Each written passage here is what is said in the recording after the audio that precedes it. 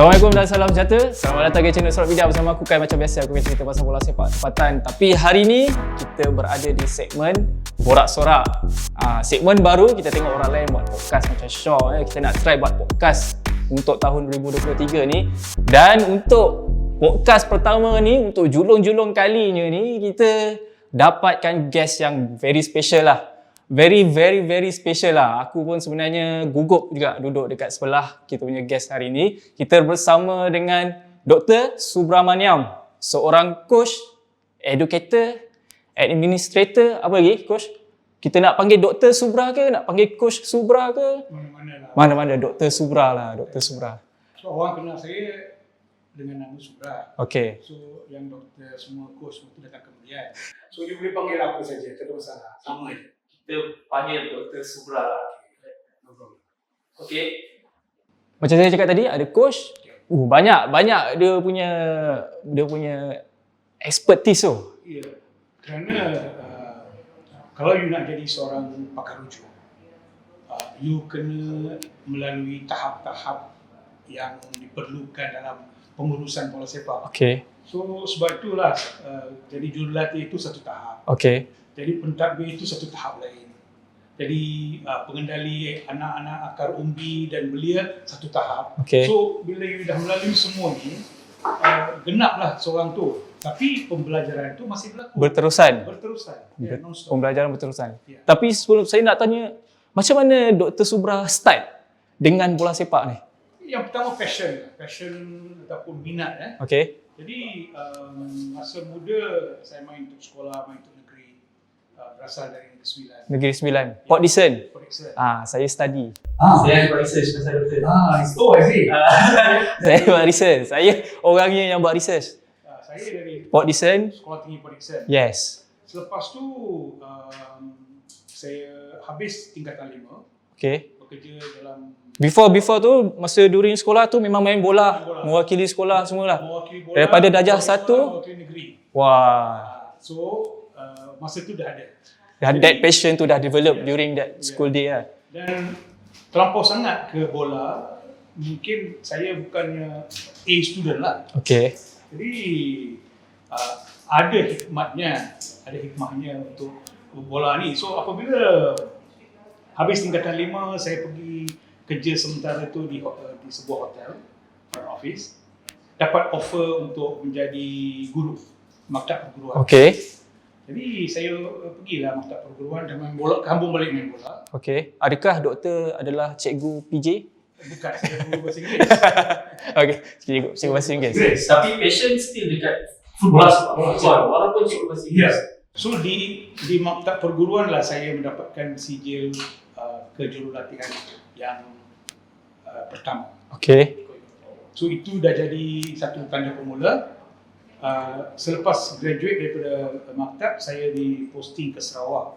Saya main untuk Sarawak. Okay. So sementara masa tu masih muda lagi ya. Sementara bermain di Sarawak, saya balik daripada Sarawak selepas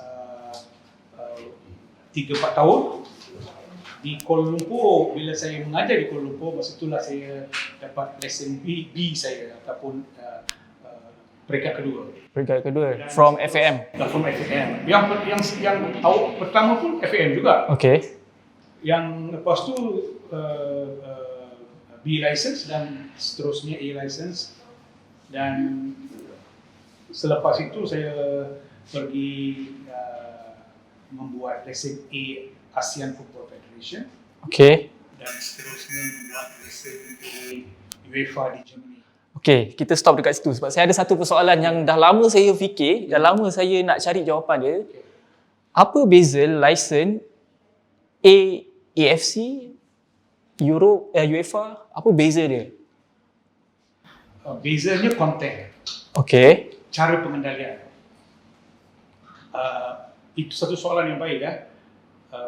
Saya rasa pengendalian kursus di Asia tidak termasuk Jepun, Korea, Iran dan sebagainya. Okay. Kerana Jepun ada silabus dia sendiri. Okay. Tetapi negara-negara lain yang lemah, yang tidak begitu bagus ya, tidak mempunyai sistem pendidikan kejurulatihan yang mantap, AFC yang mengatakan apa yang harus dibuat. Tetapi AFC tidak mengganggu Jepun. Jepun dah sampai satu tahap, ya. Walau bagaimanapun, beza antara silibus yang ada di Asia ataupun di FAM dengan silibus yang ada di Europe, tahap pengendalian instruktur, konten Okay. berbeza. Value dia berbeza. Which kita boleh cakap value dia berbeza. Dan how people recognize you are from AFC, you are from UEFA. Adakah berbeza? FIFA tidak ada license. Okay. FIFA ada kursus yang dikendalikan bersama dengan IOC, International Olympic Committee. Ya, dia bergabung dengan International Olympic Committee, dia kendalikan satu kursus. Tetapi FIFA sendiri tidak mengeluarkan coaching license. Okay. Ya, dia membenarkan confederation yang membuat. So untuk kami AFC lah. AFC ada kerjasama dengan UEFA. Maksudnya seseorang yang mempunyai AFC A license boleh meletakkan license dia sama dengan UEFA A. Tetapi orang yang actually melalui kursus tu dan ia terpulang, walaupun UEFA kata begitu, tetapi negara, kalau katakan saya nak pergi buat coaching di UK, Okay. saya kena bentangkan license saya dengan English FA dan dia akan lihat dulu kalau ini daripada Germany, pasal dia UEFA, dia akan terima. Tapi kalau dia kata daripada Asia, dia akan tengok you punya syllabus dan dia mungkin akan suruh you membuat beberapa topik yang dia rasa ada kesinambungan dengan program dia. Maksudnya kita tak boleh carry the credit tu lah untuk ambil UEFA. Dia check credit. That's So kalau okay. macam Malaysia pun sama. Kalau datang seorang daripada Brazil, dia kata I have a Brazilian diploma, kata dia, kita akan tengok, kita akan tanya dia, can you give us your transcript. Dalam tu ada coaching this kan. So kita kata, why don't you come for a refresher dengan kita punya, baru you boleh dibenarkan menjalankan kejurulatihan di Malaysia. Dia macam kita punya degree, diploma sama. The konsep ni sama lah. So, habis belajar sampai UEFA. And then sekarang ni fokus Dr. Subra adalah ke arah mana? Sebab bola sepak besar kan? Okay. Ada orang pergi coaching, ada orang pergi management, ada orang buat marketing saja. Semasa saya bekerja dengan FAM selama 14 tahun. Okey, itu yang saya nak kata. Saya masuk FAM sebagai instruktur kursus. All these coaching courses. Okey, saya jadi instruktur untuk FAM dan juga AFC. Okey. Semasa saya jadi itu, dia ambil saya sebagai instruktur kursus dan terus jadi penolong pengarah Jabatan Kejurulatihan. Okey. Selepas itu, saya jadi ketua jabatan belia, pengarah jabatan belia, mengendalikan semua pemain-pemain belia daripada Sekolah Sultan Bukit Jalil, Bandar Penawar dan semua program yang ada akar umbi dan belia. Kalau boleh share, itu tahun bila, Doktor? Zaman presiden yang mana? Presiden the late Sultan Ahmad Shah. Sultan Ahmad Shah. Dan selepas Sultan Ahmad Shah, selepas tuanku undur diri, Tengku Mahkota Pahang yang agung sekarang, dia yang mengetuai jadi presiden dan tuanku juga menjadi pengerusi jawatan kuasa belia dan teknik, di mana saya adalah setiausahanya. So itu jadi itu teknik. Selepas tu saya dipindahkan ke jabatan pertandingan, menjalankan liga profesional. Liga Premier dan Liga Super. Satu penggal. Habis tu dia bawa saya pergi ke sebagai pengarah jabatan antarabangsa dan pasukan kebangsaan. Masih di FM lah masa tu. Masih di FM. Okey. So bagi kami yang ada di FAM dari dulu hingga sekarang, mereka yang terpilih, beberapa orang yang terpilih, selalunya akan diberi peluang untuk membuat kerja-kerja bantuan kepada AFC dan FIFA. Bantuan tu daripada segi Bantuan dari segi macam saya, Okey. ada orang jadi instructor. Saya pernah jadi instructor untuk AFC. So kalau AFC kata kita ada satu kursus di Thailand, boleh tak dia akan hantar surat kepada FAM, boleh tak hantar Subra untuk kendalikan kursus, FAM akan benarkan saya pergi. Okey. So ia adalah positif untuk saya, untuk Malaysia, kerana saya akan belajar dan saya juga akan kenalkan Malaysia kepada dunia luar. So itu instructor. Tapi lebih kurang 11 tahun saya menjadi komisioner perlawanan untuk FIFA dan AFC. Komisioner perlawanan ini adalah seseorang yang mengendalikan perlawanan antara dua negara, antara dua klub. So saya pernah kendalikan kelayakan Piala Dunia untuk tahun mula daripada tahun 2000. So 2000 tu adalah untuk kelayakan Piala Dunia 2002. Jepun dan Korea. So saya mulakan tugas saya pada tahun 2000 sampai 2011. Semua pertandingan kelayakan Olimpik, kelayakan Piala Dunia, Champions League, semua saya dah buat. Okay. So bila saya pergi untuk Piala Dunia, saya adalah wakil FIFA yang unggul untuk menjalankan pertandingan itu. Maksudnya saya adalah seseorang yang akan menjawab hanya kepada FIFA dan bukan pada sesiapa lain. Walaupun saya dari FAM, dari Malaysia ataupun dari Asia. Selepas tu mengendalikan itu bukan saja untuk FIFA, untuk AFC juga. Dan habis tugasnya selalunya 5 hari ke 6 hari. Habis tugas saya akan balik ke tugas saya harian lah di FAM.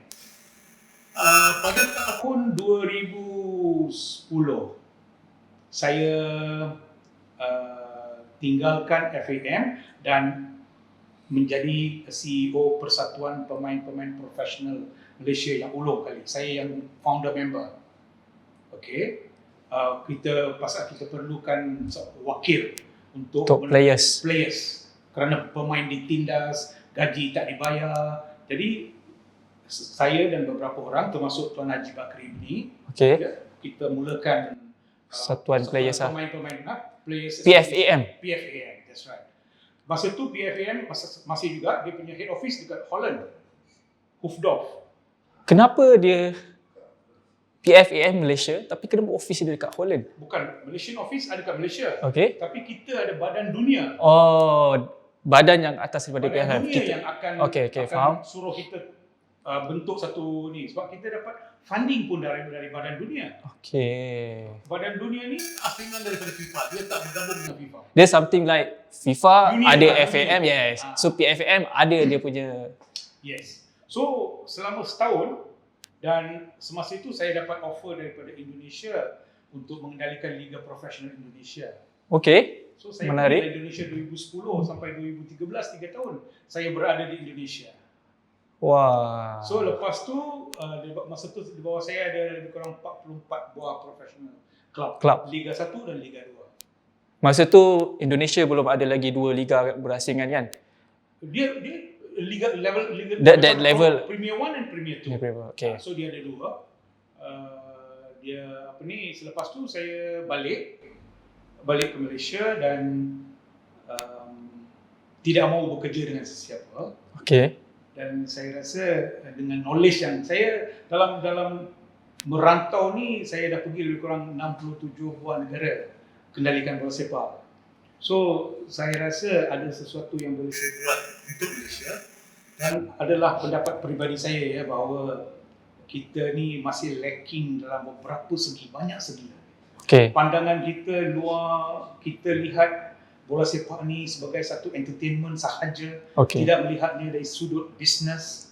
Maka saya mulakan program Professional Certificate in Football Business Management. Mula-mula saya hantar ke beberapa universiti tempatan lain.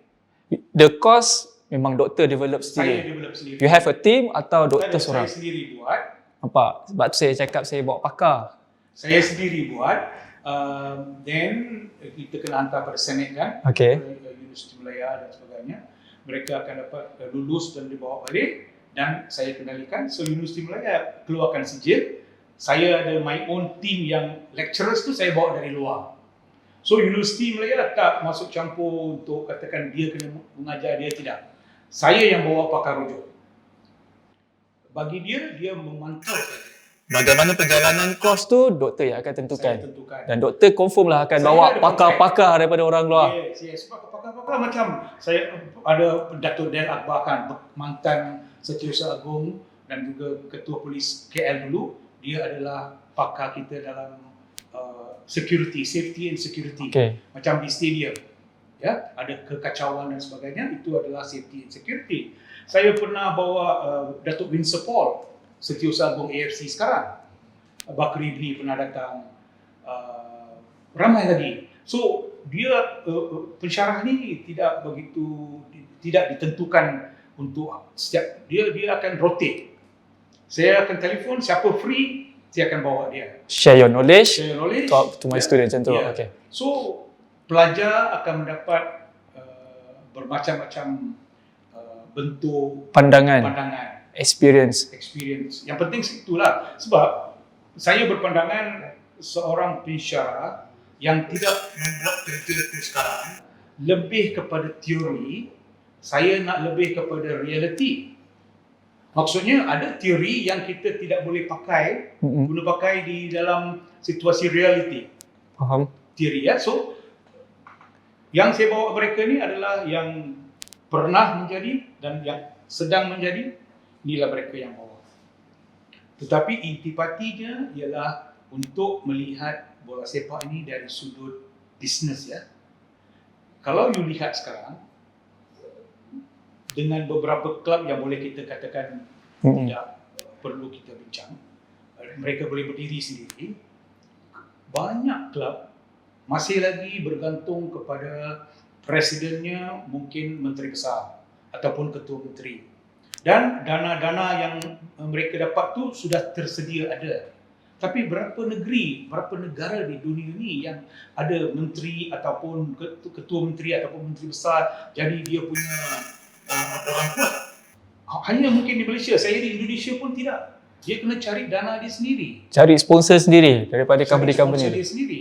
So, jika kita tidak memperjualkan konsep bola sepak ini, macam mana kita nak dapatkan ROI, macam mana sponsor nak dapat ROI, return of investment? Tapi daripada segi bisnes kan Doktor, bisnes in football berbaloi ke?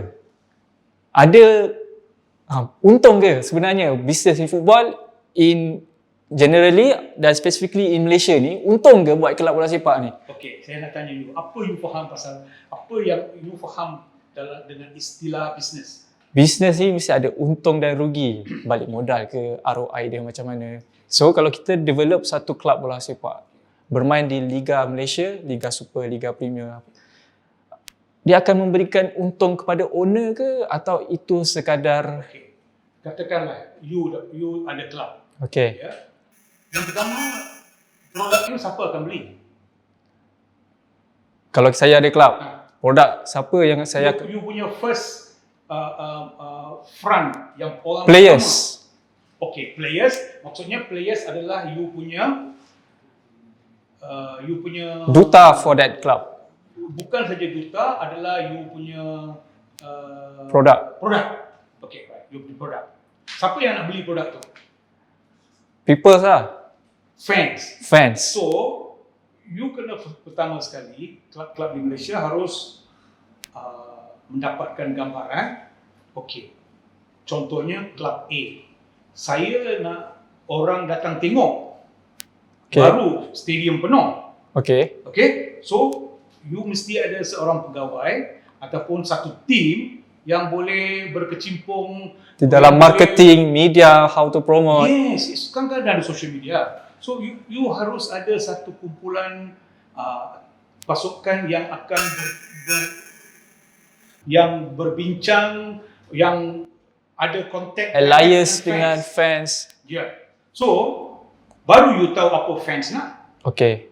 So you mesti ada wakil daripada fans club tu, seorang wakil di dalam you punya Association, organisation. club. So dia lah, katakan you nak kata hari ini kita nak jual jersey ni, message tu akan sampai dengan dia. Dipilih oleh siapa? Fan club tu yang memilih ketua dia. So ada kesinambungan ya, Okay. ada connection pertama. Lepas tu produk yang you ada, pemain-pemain yang you ada, dalam kontrak you punya pemain harus ada beberapa perkara macam katakan seseorang pemain tu pemain profesional, dalam sebulan you kena meluangkan lebih kurang 2 jam dalam sebulan untuk bermesra dengan Fans. rakyat jelata, fans. Ya, you mesti ada. Kalau tidak, pemain tu kata, sorry, I don't have in my contract, I cannot do it. Second thing, pemain-pemain ni ada yang pemain-pemain yang bernama Player star lah. Kalau you sign star players, you kena juga masukkan dalam kontrak. Kalau you sign sesuatu kontrak di luar, endorsement kontrak, 30% daripada tu kena balik ke club. Tapi oleh kerana mereka yang mengendalikan klub di Malaysia ni tidak tahu apa yang ada dalam kontrak, apa sebenarnya mereka sign pun mereka tak tahu. So macam mana nak buat Business. duit? Yang ketiga pula, fans ada, ni ada, tapi you nak main di sebuah stadium, you ada stadium tak? That's the thing. Itu masalah dia. Masalah dia. Saya nak tanya, ada beberapa kelab yang sudah berkecimpung dalam bola sepak berpuluh-puluh tahun, stadium sendiri pun tak ada. Okay. Kenapa? Jangan tanya saya. Jangan tanya saya. Saya bukan owner ni. Saya dah risau ni kalau doktor tanya macam tu. Saya kata, Tapi yes, tapi itu persoalan yang saya rasa bukan doktor saja. Satu fans dekat Malaysia. Okay. Saya bagi jawapan dia. Saya tanya soalan, saya bagi jawapan. Jawapan dia macam ni. Mereka ada dia punya so-called sugar daddy, menteri besar, yang provide funding. Okay, you tahu kerajaan kan, kerajaan negeri dan sebagainya. Ada satu istilah, kalau bajet yang saya berikan pada you 30 juta, kalau akhir tahun tu you tak pakai, tahun depan dia bagi 25 juta. Okay. Bagi saya, kenapa tidak? Kalau menteri besar tu adalah presiden saya, kenapa tidak kita minta? Datuk, daripada wang ni, bagilah kita 30 hektar tanah supaya saya jadikan ini sebagai real estate bola sepak. Apa tu real estate bola sepak? Real estate bola sepak adalah sesuatu yang kita pakai untuk kita sendiri. Kalau waktu kita tidak pakai, kita sewakan supaya dia boleh mendapatkan kewangan. Bijak. Tapi kenapa benda macam tu tak berlaku dalam si bola sepak kita yang dah, saya rasa dah berpuluh-puluh tahun dah liga kita berlangsung. Kita ingat zaman dulu, saya bawa ke zaman silam sikit. Okey, zaman silam. Zaman dulu pengendali bola sepak adalah kebanyakannya guru. Okey. Mereka ni kerja sampai pukul 1. Daripada pukul 2 sampai pukul 6 ada kelab bola sepak. Negeri masa dulu semua negeri sama macam tu. Kalau you lihat dulu, kebanyakan daripada Setiausaha Agung, bukannya Setiausaha Agung dulu ialah Setiausaha Kehormat. Part time. Mereka semua kebanyakannya part time guru. Okay, so mereka yang jadi guru ni, mereka kerja hakiki, dan bola sepak adalah part time orang as dia orang punya passion untuk membangunkan persatuan tu. Okay. So mereka sebenarnya tidak tahu mengenai bisnes. Dan kita masukkan dalam era 1984 kita jadi semi pro. Okay. Mereka bekerja dan bermain. Dan 94, 95 kita jadi full professional. Tetapi oleh kerana dana itu diberikan daripada dulu downhill bagi FAM dan FAM share tu satuan lain. Kebanyakan kelab cuba mengendalikan dengan mereka dengan duit yang itu saja. Okay, mereka tidak cari di luar. Yang kedua, the licensing rights tu, kalau FAM dah ambil di atas, kita masih lagi ada kat sini, ada kat belakang yang boleh kita jual. Masa tu tak terfikir untuk tu kan? Masa tu tak terfikir lah. Tapi kita dah masuk era profesional sekarang dah berapa tahun. Okay. Seharusnya klub-klub yang ada sekarang seharusnya sudah invest. Yang saya nampak sekarang yang ada sendiri adalah Ketere FC, JDT, Real Mulia. Jadi you tidak boleh kerana TMJ berpandangan jauh. So kita perlukan orang begitu dalam semua kelab walaupun diterajui oleh Menteri Besar dan sebagainya. Menteri Besar dan Ketua Menteri dan sebagainya yang menjadi Presiden tak ada masa untuk mengendalikan bola sepak kerana politik pun bercelaru.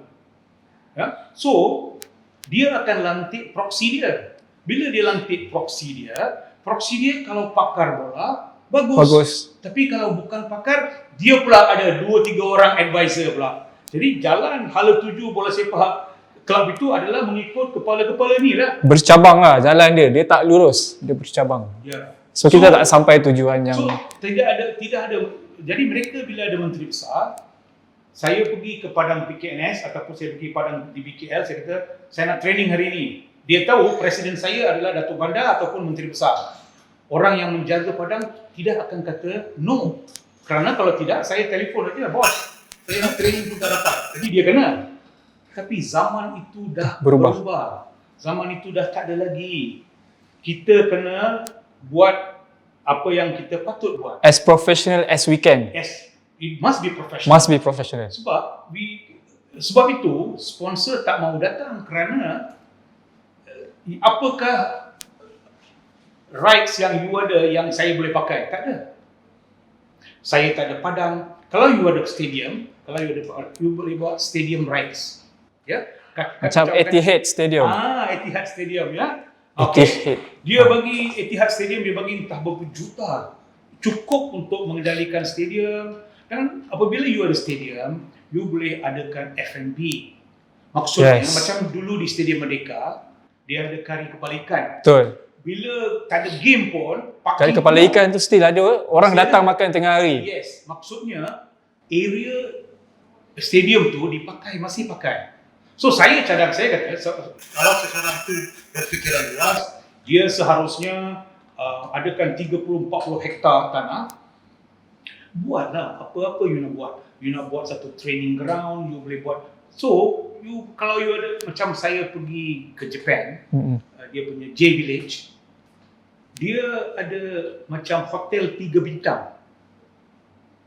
Dia punya dormitory itu hotel 3 bintang.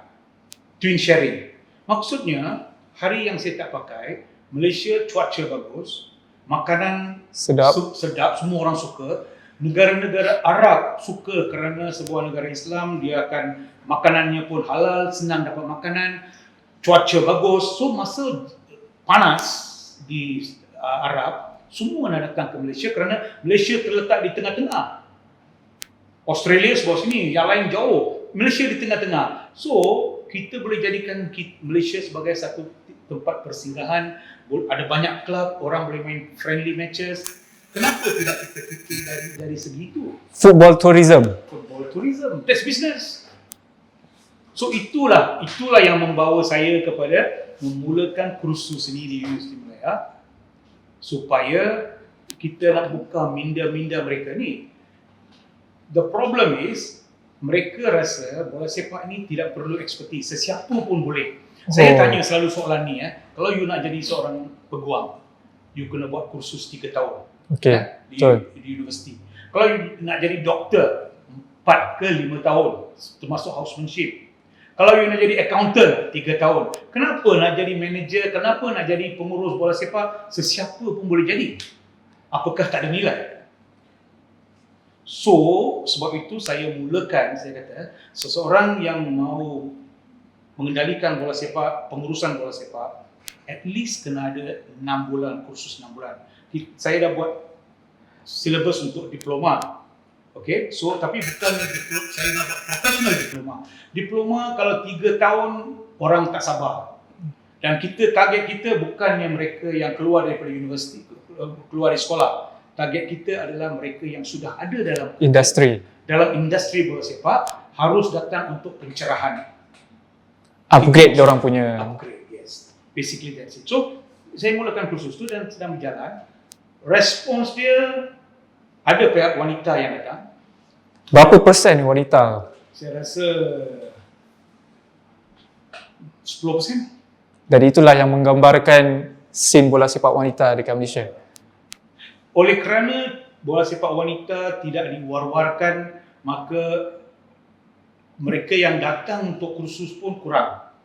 Mereka yang datang pun ada yang hubung kait, ada yang kata, yang seorang lagi yang datang tu, dia kata anak saya nak jadi seorang pemain bola, jadi saya datang untuk ini supaya saya tahu macam mana nak kendalikan anak saya. Bijak. Okey, tak apa, itu adalah satu permulaan. Tapi saya nak kata, semasa saya di Jepun, mereka memberi penekanan yang begitu amat pada permainan bola sepak wanita. Jadi saya tanya dekat dia, kenapa you bagi penekanan begitu banyak? Emphasis sangat. Dia kata, Mr. Subra, the father will go to work. Bapa pergi kerja.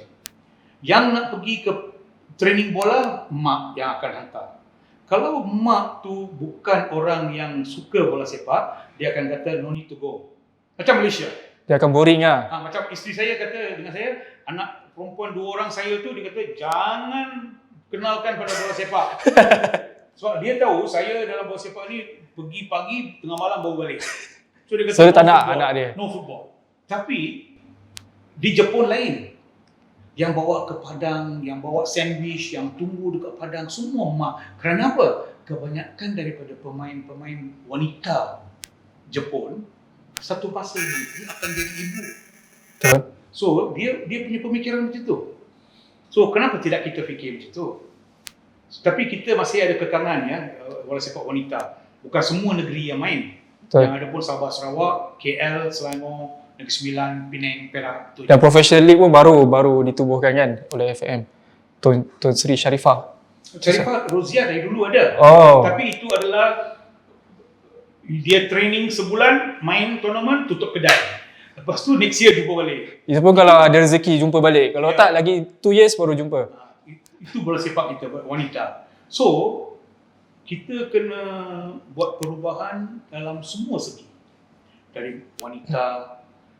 Satu lagi area yang kita kurang sangat ialah pembangunan belia dan akar umbi. Ya, kita ada, tapi bagi saya, pendapat pribadi saya, tidak mencukupi. Ya, kita ada program-program yang satu ada NFDP di bawah KBS, satu lagi di bawah klub-klub. Tidak, dia selari. Tidak boleh. Dia harus diadakan di bawah satu bumbung. Kita tidak boleh ada tangan kiri tak tahu apa tangan kanan buat dan tangan kanan tak tahu apa tangan kiri buat. Itulah pendapat saya. Sebab itu kita tak selari lagi. Walaupun Pada pandangan doktor, pembangunan bola sepak untuk youth ni, adakah FAM kena bertanggungjawab atau KBS? FAM lah. Dia custodian bola sepak. Macam mana pula kita kata kalau anak saya yang kecil tu, kalau tadika yang kena jaga dia, tak boleh lah. Walaupun dia pergi tadika, masih lagi di bawah kawalan saya, anak saya. So, bapa FAM tu kena centralize lah. Yes. FAM harus menentukan hala tuju. Kerana apa? Kerana FIFA hanya akan mengenali apa yang FAM buat. FIFA tak ada kena mengena dengan KBS. Betul. So, KBS nak buat bagaimana? Betul. Ini yang saya katakan kepada YBKJ pasal dia yang Masa dia buat NFDP. Ya. Yeah. Saya tanya itu soalan yang saya tanya. Kita bawa Lim Tiong Kim, kita bawa semua ni. Dia buat program, tapi FAM diam aja. Dia nak bagi pada FAM kata saya tak nak terima, apa boleh NFDP buat? You dah belanja 80 juta ringgit. Ya, 80 juta. Tapi dia tak liaise kat bapak dia. Tak. Jadi dia kata, saya tak salahkan dia tu. Yeah. Kerana dia kata apa tu? Kerana bapa tak buat kerja, dia tak jaga anak, saya jagalah untuk dia. Dia ada reason dia lah. Dia ada reason dia. So, dia salahkan dia, salahkan dia. Tapi kalau bagi saya, kalau FAM sudah mengarahkan kepada semua, kerana dalam licensing club licensing, salah satu syaratnya ialah wajib ada pembangunan belia dan akar umbi untuk mendapat lesen untuk klub you bermain. Tapi kita tahu kebanyakan klub bermain dalam liga profesional, tapi akar umbi dia terabai. Jadi soalan saya, mana dapat lesen? Macam mana dapat lesen? Lesen terbang. Saya tak nak guess lah. You tahu saya tahu lah. saya check. Okay. Okay? So ini yang jadi masalah. Kalau you Tapi bila masalah macam ni, kita ada badan yang kontrol benda tu. badan apa? MFL MFL dia kendalikan liga. Itu saja. dan kita, bila kelab kena register lesen kebangsaan, register kepada MFL. Betul. Tetapi bila MFL, tak tahulah, bila kita cakap ada kelab yang mengabaikan belia dan akar umbi, adakah ada glitch dekat situ, MFL terlepas pandang ke, atau dia Dia macam ni. planning You, okey. You datang inspection rumah saya. Saya bagi you analogi. Okey. Dalam rumah saya, untuk you luluskan sesuatu, untuk bagi saya lesen tinggal dalam rumah tu, you kata mesti ada dapur, gas, mesti ada peti ais.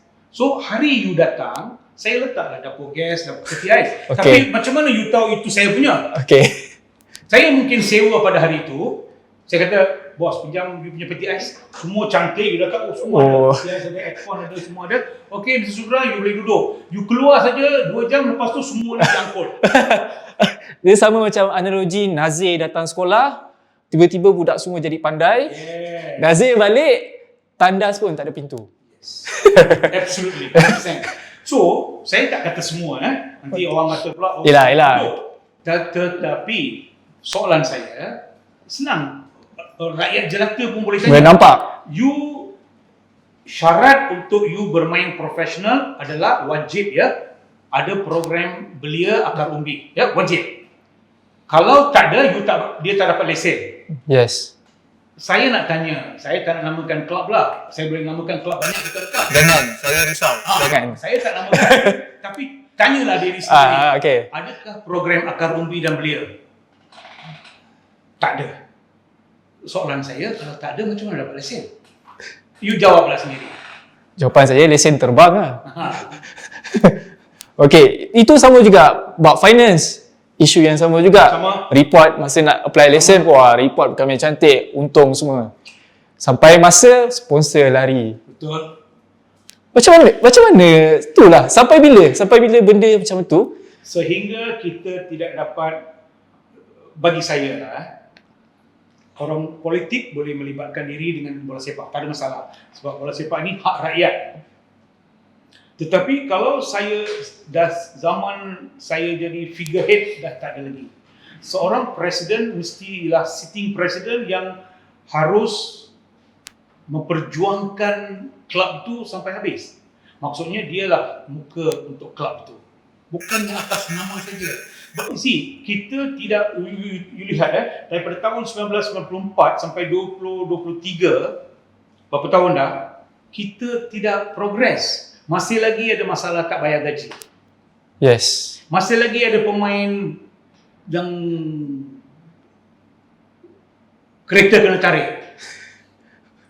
Okay. Ada pemain yang call saya, yang kenal saya, masih dia kata, coach, anak saya susu pun tak beli lah coach. Kita kata okey, tak apa. You ambil ni dulu, kita tengok nanti. Kesian. So, kalau masih lagi keadaan ni wujud, mana problem dia? Maksudnya, kita selalu memberi orang ikan, kita tak mengajar dia memancing, mengair. Saya rasa kalau nak bantu seseorang tu, tunjuk dia cara nak memancing ikan. Dia boleh pancing dekat laut, dekat sungai, dekat mana-mana. Tapi kalau dia lapar, kita bagi dia seekor ikan. Ikan tu dah dia tak tahu apa nak buat. Itulah situasi kita dalam bola sepak. Kita harus, masih lagi tak terlambat. Kita boleh balik ke pangkal jalan. Ada satu ketika dulu, FAM mencadangkan kepada negeri-negeri, semua wakil-wakil negeri, bahawa semua setiausaha agung wajib adalah keluaran dari universiti. Ada ijazah. Semua mereka, satu masa dulu, masa Sultan Ahmad Shah, protes. Dia tak mau. Sebab Kenapa? pada masa itu adalah situasi dia daripada kalangan, mereka ni semua adalah dari kalangan lantikan daripada menteri besar. Okey. Belum profesional, belum full profesional lagi. Tetapi bukankah itu satu langkah yang baik? Yes. At least seorang yang pergi universiti itu minda dia lebih kepada ke arah nak bisnes ke apa ke, lebih. Lebih educated lah orang cakap. Dalam kita punya management of football, ada orang yang educated, berpandangan jauh, ada vision. Ya, at least dia boleh masuk ke pejabat dia, ke kelab dia dengan minda yang terbuka. Tetapi kalau ada antara mereka yang risau, seorang graduate akan datang ambil tempat saya, dia takut. Jadi kita tak akan bagaimana. Jadi saya kalau berpandangan macam tu, kalau saya tahu you ni graduate, saya akan cuba kill you, matikan you supaya saya tak mau you encroach dalam area saya, satu hari nanti ambil tempat saya. Saya nak duduk sana berpuluh-puluh tahun, tapi progress tak ada. Insecure lah dia dekat situ. Insecure. So, the problem is sekarang you kena educate all the stakeholders. Ya. Tapi itu tak berlaku. That's not happening. Dan itulah yang diperjuangkan oleh doktor sekarang ni. Itu yang saya kata. Seorang yang nak duduk sebagai CEO harus mendapat ilmu dari beberapa area ya. Yang pertama dari segi bisnes dia kena faham bola sepak sendiri. Dia kena tahu coaching. Dia kena faham apa itu coaching. Dia kena faham apa itu pembangunan akar umbi. Dia kena tahu apa itu liga. Kenapa kita gunakan liga? Liga itu untuk apa? Dan kita kena cari finance. Ya, ini adalah tonggak-tonggak yang dia perlu ada. Kalau dia faham ini, dia boleh duduk atas. Ya, berapa kelab ada marketing department? Tak ada. Tak ada Tak ada. Yang ada pun beberapa kelab yang ada. Kebanyakan daripada mereka tak ada marketing department. Okey. Seorang buat semua. Oh. Sebab dia tak di-expose. So, marketing department inilah yang akan membawa you punya rights, you punya kata value bawa keluar. So, bukannya orang tak mau support bola sepak Malaysia. Masalahnya kita dia tak ada ROI. Tak ada exposure kat kita. Dia tak ada, katakan kalau saya nak datang sponsor punya kelab, apa yang you ada? Okay, mungkin you ada satu marquee player, seorang pemain top class. Okay, kita tak ada. Kita bawa semua second hand punya players dari luar. Grade C, grade D. Ini sekarang pula naturalisasi. Saya do you agree naturalisasi? Saya 100% reject naturalisasi. Kerana saya adalah orang yang datang daripada pembangunan belia. Yes. Jadi kalau anak-anak muda yang nak main ni, dia tengok ada payung terjun dia menjadi national player. Yang ini you bunuh mereka. Sebab kita kena faham bola sepak 11 orang di atas padang. Kalau 11 orang semua naturalisasi, yang kita develop daripada kecil sampai ke besar ni nak main dekat mana? Kalau pemain naturalisasi ni datang daripada umur 12, 13 dah jadi anak Malaysia, dia naturalisasi lain cerita. Tapi ini yang datang ni 28. Jangan sebut nama doktor. Saya risau. Jangan sebut nama. Yang datang saya letak umur. Okey. Datang 27, 28 umur. Datang ada antara mereka tak tahu nyanyi Negaraku pun. Miming je. Lepas tu saya nak katakan apakah impact kepada anak-anak muda. Adakah saya katakan ada seorang pemain katakan beberapa pemain ni di Akademi Moqtadari. Ya, ber-year nak main untuk national team. Tapi dia tengok peluang dia untuk main tak dapat, tapi tiba-tiba ada seorang pemain. Tapi kalau pemain tu ayah dia ataupun mak dia orang Malaysia, saya tak ada hal Saya tak kacau sebab dia ada hak. Okey, saya percaya. Tetapi yang purely naturalisasi. Yang tak ada kaitan langsung dengan Malaysia, tiba-tiba kita bagi IC dia untuk main bola sepak untuk kita. Saya rasa itu tak bagus lah untuk for short term bagus ke? Adakah dia ada short term bagus, long term tak bagus? Macam mana pendapat apa yang you nak capai dalam short term? Okey. Ada pemain naturalisasi di Jepun. Sekarang ni. Saya rasa dulu pernah ada. Dulu pernah seorang Brazil kan, tapi dia dah lama tinggal. Dia tidak diambil untuk bola sepak. Dia datang, dia memang dah tinggal lama, dia bermain dan dia bermain untuk national team. Kalau Jepun, Korea semua tidak ada naturalisasi, dia boleh lagi mencapai keputusan yang baik. Kenapa tidak kita? Kita ada 32 juta orang, negara-negara seperti Qatar, Emirates, semua buat naturalisasi. Kemana arah mereka? Iran tak ada naturalisasi. I think semuanya ada kat sini. Kalau you rasa you boleh. Kenapa Nicole David bukan naturalisasi boleh jadi juara dunia? Badminton kita boleh jadi juara dunia. Lin Chowei. Chongwei dulu, Miss Gold, Razif semua. Jadi orang Malaysia boleh menjadi juara dunia. Hanya kita yang tak bagi dia ruang. So, FAM kena plan lah sekarang. Dan dia berbalik kepada masalah management tu tadi. So, semuanya balik ke sana. Kalau kepala tak betul, ekor takkan betul lah. Betul kan? Saya risau.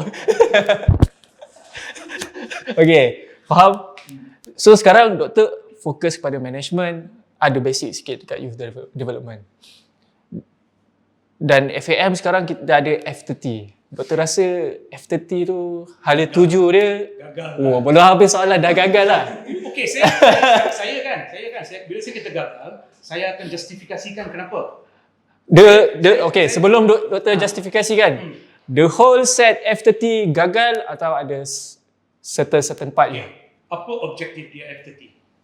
Untuk layak Piala Dunia 2030. Yeah. Itu yang okay. Mungkin dalam proses tu kita boleh keluarkan 2-3 pemain. Fair enough. Tetapi kita harus tengok objektif dia. Pada tahun 2018, dia telah keluarkan F30. Berapa tahun? 12 tahun. Okey. 2030 tamat. Jepun buat dia punya program untuk jadi juara berapa tahun? Tahu saya? 100 tahun. 100 tahun? Ya.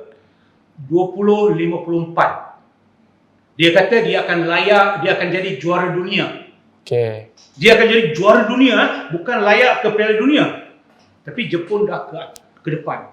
Dalam proses dia jadi juara dunia, dia kata setiap Piala Dunia dia akan layak. Dan daripada tahun 98, dia memang consistently dia layak. Okey? Kita, negara yang begitu kecil, ranking 149, sekarang di Asia pun lebih kurang 27 ke 28. Kita buat program 12 tahun. Dan kita KPI kita nak layak sahal. Layak. Okey. Kita tengok dulu kita imbas kembali 20-30 pemain-pemain yang akan bermain dalam pasukan-pasukan Piala Dunia ni selalunya dalam lingkungan umur 24, 25 sampai 30. Ini peaking dari sport science sains sukan dia kata dia akan mencapai performance dia antara umur 25, 24, 25 sampai 30. Andaikanlah mereka ni 25 tahun. You tolak belakang 12 tahun, umur dia berapa? 18, 19. Berapa? 13.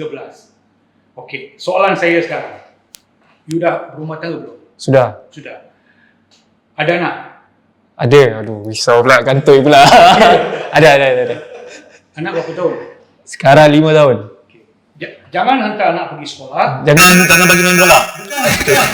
Saya nak tengok reaksi you. Anak you tu jangan bagi pergi sekolah. Umur 13 tahun you hantar dia terus ke tingkatan 1. Dia tak boleh catch up lah.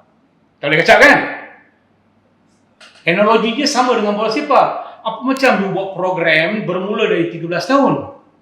Oh. Mana asas dia? Basic of football mana? Umur 5 tahun dah ada basic of football, pengenalan walaupun tak ada teknik, taktik, tetapi passion dia. Dia dah start sepak bola umur 5 tahun. Ada skill-skill, teknik-teknik yang umur 12 lepas tu kita tak mengajar lagi. Seperti passing. Mana ada ajar passing lagi umur 13? 13 tu passing dah jadi macam darah daging dia.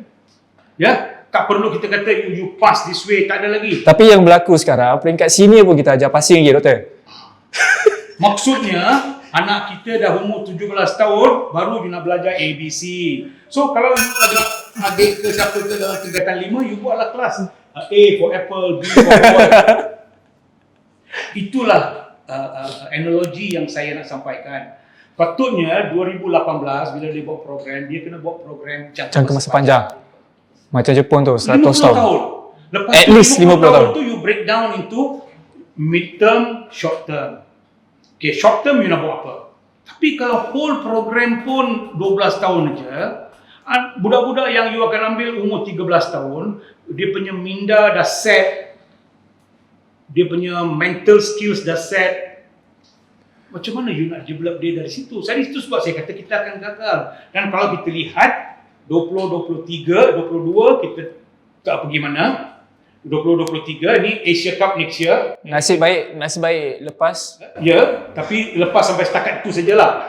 Okey, sebab grouping kita selamat. Okey. Kalau dia layak bagus, tetapi untuk kita layak Piala Dunia, saya rasa mungkin mengambil masa lebih kurang another 30 to 40 years. 30 to 40 years. Saya terkasut tak sempat saya nak tengok Malaysia main Piala Dunia. Saya percaya setiap sudut hati fans bola sepak Malaysia ni nak tengok at least satu kali Malaysia main Piala Dunia. Dan doktor terutamanya mesti dah lama berkecimpung dengan bola sepak. Mesti nak tengok. Tapi saya rasa ini yang saya beritahu rakan-rakan saya. Dalam hidup saya dalam dunia ini sekarang, saya tidak akan lihat Malaysia layak ke Piala Dunia. Dan itu agak menyedihkan untuk doktor lah. Sangat menyedihkan. Kerana saya lihat negara-negara lain yang dah berkali-kali multiple times dia dah pergi ke Piala Dunia, dan kita selalu hari tu bila Morocco masuk semifinal kita semua katakan Morocco. Tapi kalau kita lihat Morocco, pembangunan yang dia buat, dia punya akademi yang dia ada, effort yang dibuat semua sekali, effort yang dibuat tu ada bantuan daripada kerajaan. Saya cadangkan untuk Malaysia ini harus menjadi vision negara. Yes. Macam Japan. Bukan saja vision FAM saja tidak mencukupi.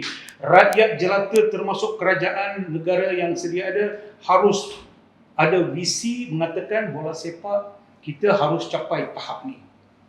Dan semua, Padang tak ada.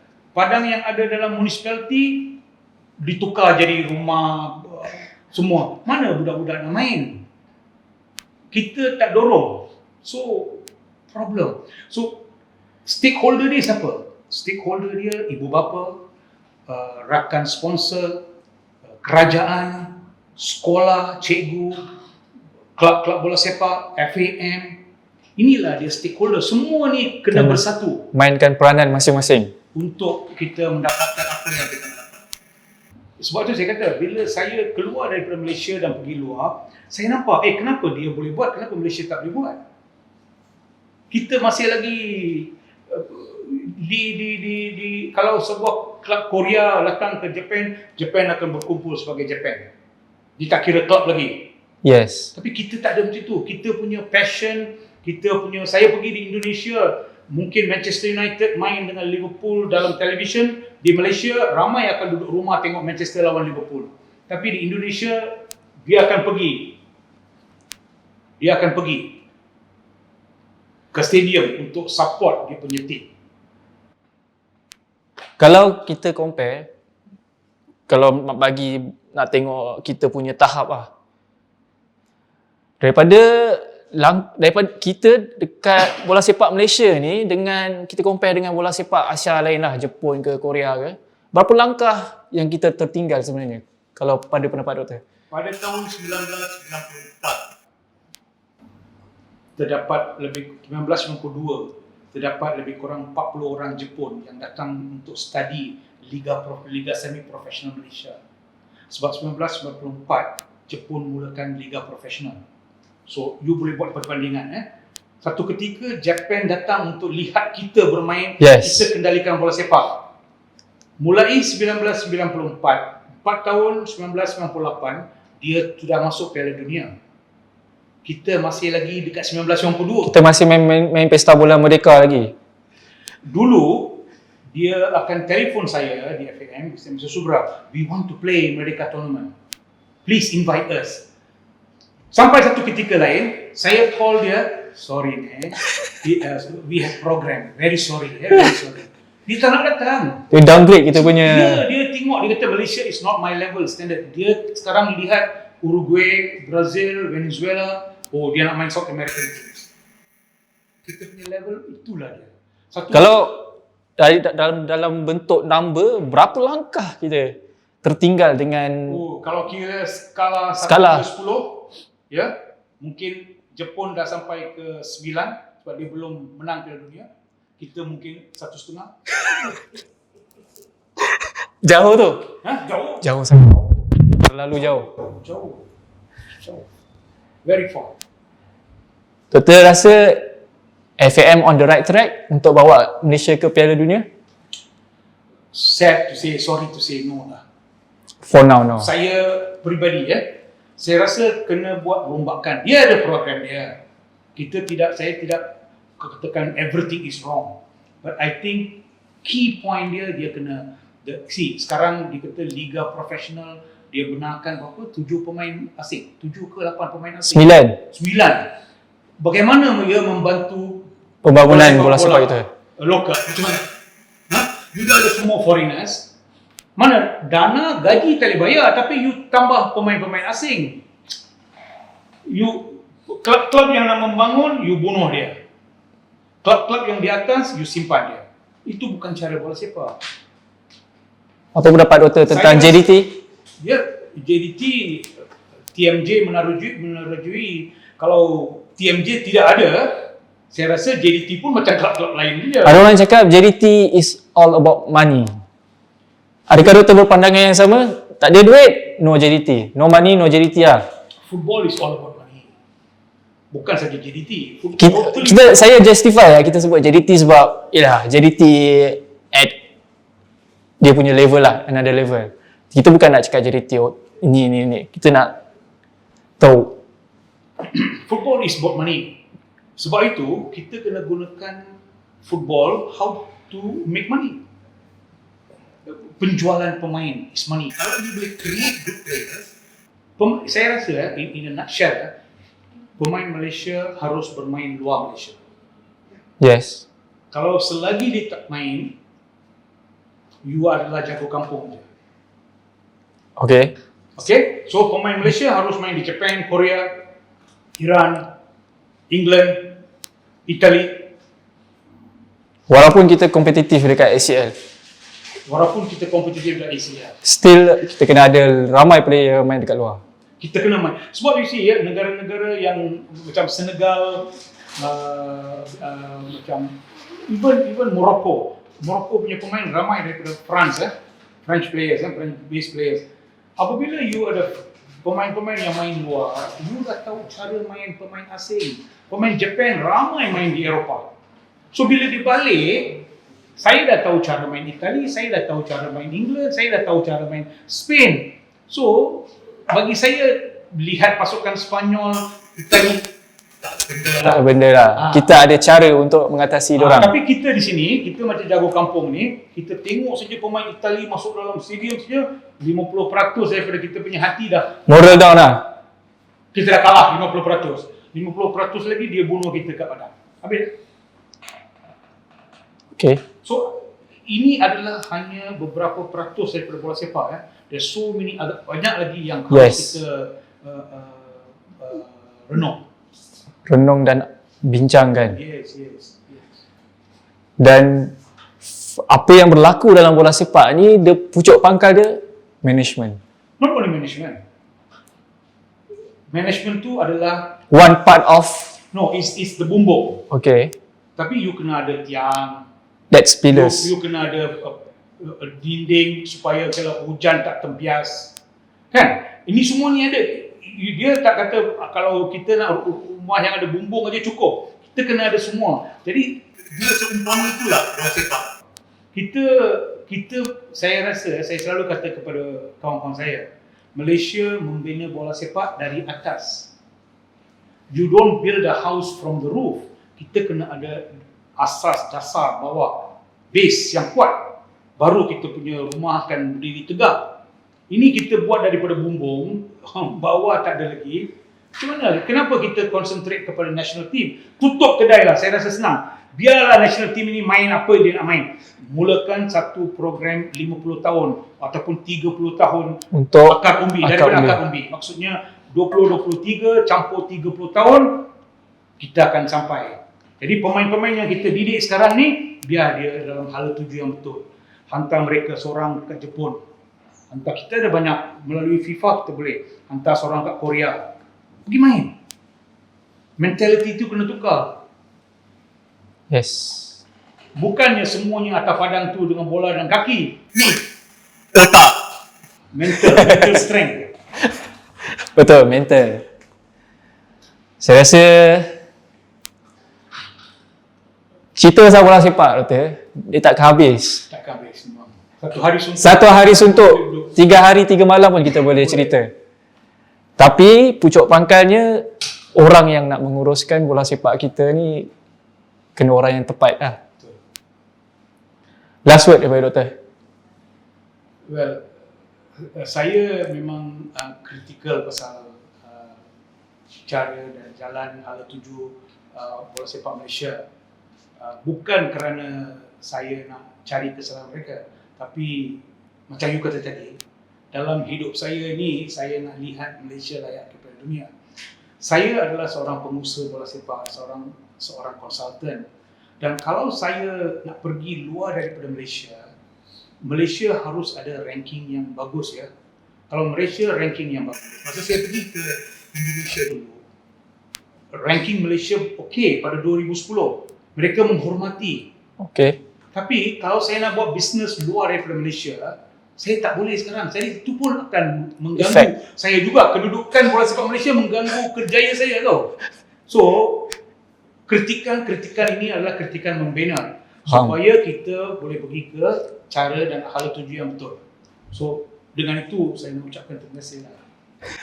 Terima kasih juga kepada Dr. Subra.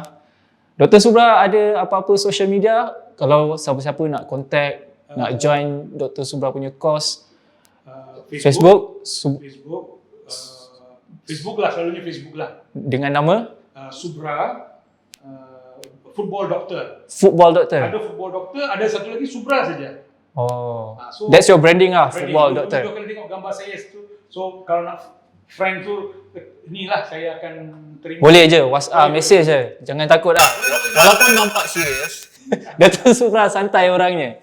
Nanti kita akan bagi link Dr. Subra. Kalau siapa-siapa berminat nak join course yang Dr. Subra offer, Course tu akan bermula 14 bulan ni. 14 Januari 2023. Dan every year ada kemasukan. Dia Ada setahun ada 2 kemasukan. for this year January and Januari hingga Jun dan mungkin Ogos hingga Disember. so siapa-siapa yang tertengok video ni time Mei ke boleh join yang Jun. Ya, Jun. Julai lah. Jun Julai. Dan hopefully every year lah dapat. Hopefully lah, tapi saya tengah buat rombakan kepada syllabus. So saya juga dalam proses untuk membawa satu professional diploma secara more business, pengurusan dan lain. Masukan ini adalah program 12 bulan, setahun. So dalam jangka masa yang terdekat saya akan maklumkan. So siapa yang berminat specifically dalam business management Doktor Football business. Football business. boleh refer. Dan sebelum tu kita punya lokasi nampak tak ada green screen, nampak macam ada besi-besi ni. Kita sebenarnya sekarang berada di The Physio The Physio Pusrawi. Dekat sini kalau korang nak buat physio lah, nak buat sport massage ke, nak buat physio, kalau ada wife bersalin ke, boleh buat dekat sini. Thank you very much kepada The Physio Pusrawi for this location. Thank you kepada Dr. Subra. Aku rasa itu saja untuk video kali ini. Kita jumpa lagi dalam podcast seterusnya. Borak Sorak. Assalamualaikum dan salam sejahtera. Bye-bye.